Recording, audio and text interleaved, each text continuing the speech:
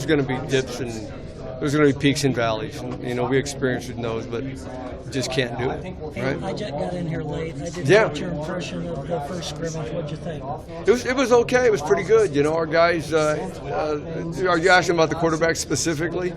We had kind of an interesting Thursday and Friday. And they bounced back and got themselves ready to go on Saturday. And I thought, Jeviot threw some nice balls. Adrian did, Bunchy did, and they had some nice runs. And when I went back and looked at the tape and graded it, they did a nice job with the right balls. They were in the right place, which is what I was looking for. Their body language was good, which is what I was looking for.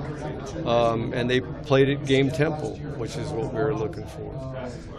So from that standpoint, as their quarterback coach, I was pretty pleased with how they did. When you say interesting Thursday and Friday, what do you mean?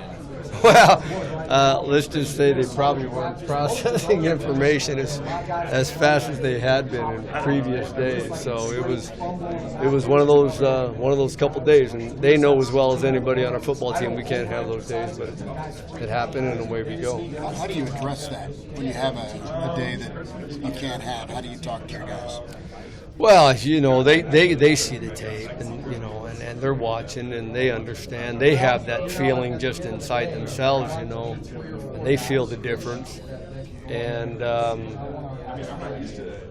you just try to make sure they have that calmness about them. That hey, look, you just play. I'll coach you. Don't get down on yourself. You just keep positive and keep going, and I'll take care of the rest of that sort of business, as will Coach Frost. So you don't want them to get so wound up, man, that they tie themselves in knots. That's the worst thing for a quarterback. So just talk them through it. What does Tristan do well as a passer? What do you mean? What does he do well? What are the one or two things that he does extremely well? Like he spins the ball. Sure. The ball spins. That's a good thing. Reaches the receiver. The ball placement is good, so it hits his target.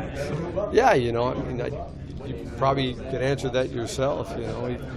His ball placement is good. The velocity on the ball is good. He's consistent from stroke to stroke and rep to rep. There's obviously some things he needs to work on too, but hey, he's a redshirt freshman and working to get better. When you get to this point in camp, and they've been in evaluations all spring, all summer, yeah. I don't know, is there ways that you can get creative to kind of keep it fresh or keep it from feeling like a grind at this point for these guys? Yeah, just the nature of how our quarterback meetings are. They know what to expect, and we're going to get through it, and it's not going to be drudgery. I've told them before when I first got here, I want you guys to want to come to meetings and enjoy the meetings, because it's not going to be me hammering on you. Let's learn. Let's get better. Let's find out what we need to improve on. But, one of the things that Coach Frost talks to the guys about and makes them very aware of is, that in camp, you absolutely cannot let yourself have that dip. You got to fight through it. The great teams don't have those dips, They get through it. So, just from my group alone, I got to make certain that they understand. Can you describe the timetable now for how that decision will be made for a starter? I mean, do you go to Coach Frost or?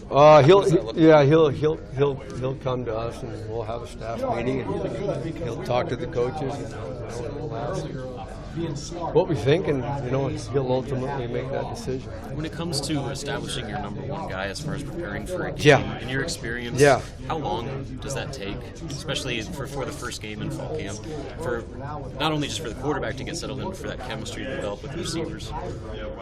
Do the number of reps you guys have in practice, does that kind of alleviate? Are you asking like for this particular situation when you're going to have a first-year quarterback? In this situation or previous? Well, when you have a veteran, that's not quite as critical. Sure. But if I think you're asking about this particular situation. Yeah, or if new starter in general. I think Frosty mentioned this the other day. He would like to have whoever it's going to be at least have that week against Akron. Sure. Just from a X and O standpoint in terms of the game prep as it relates to particular plays and yada yada yada and all that sort of stuff. And then, like you're saying, making certain that he's getting as many reps with the ones as possible. Would you ever consider, I guess, having a two-quarterback system? Is that just out of your DNA? If you have two, you don't have one. But ultimately, Coach Frost will make that decision, you know, and if that's the direction he wants to go, then that's the direction we'll go, and I'll coach the hell out of those guys, and away we go. But I don't know that that's in Coach Frost's, so to speak, as you mentioned, DNA or something he wants to do. How much does it help going against Coach Chenander's defense for those guys, which is so attacking and everything? It's horrible. I mean, it's just the worst. Yeah. Because there's looks and you go, what on earth? Who's coming? I mean, who's your keep side read, you know? Then you throw motion, and then the first picture you got is different than the second picture you got.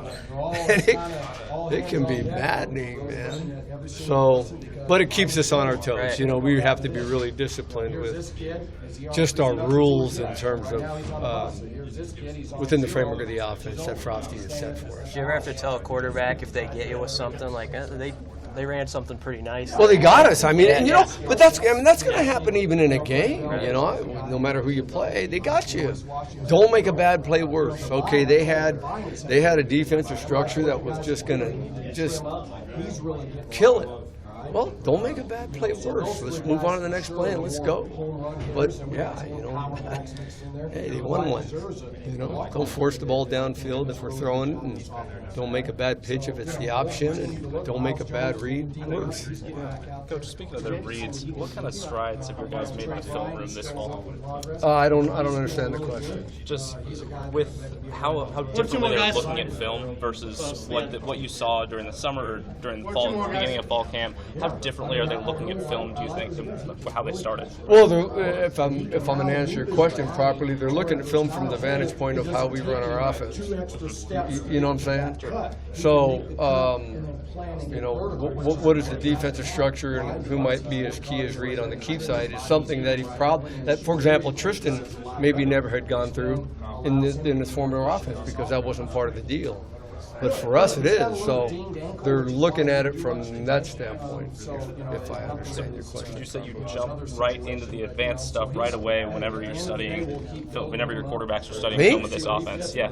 Absolutely, man. Let's go. You know, we don't have time, as Coach Frost says, to put your toe in, man. We gotta jump straight in, you know. So, yeah, they're doing a good job.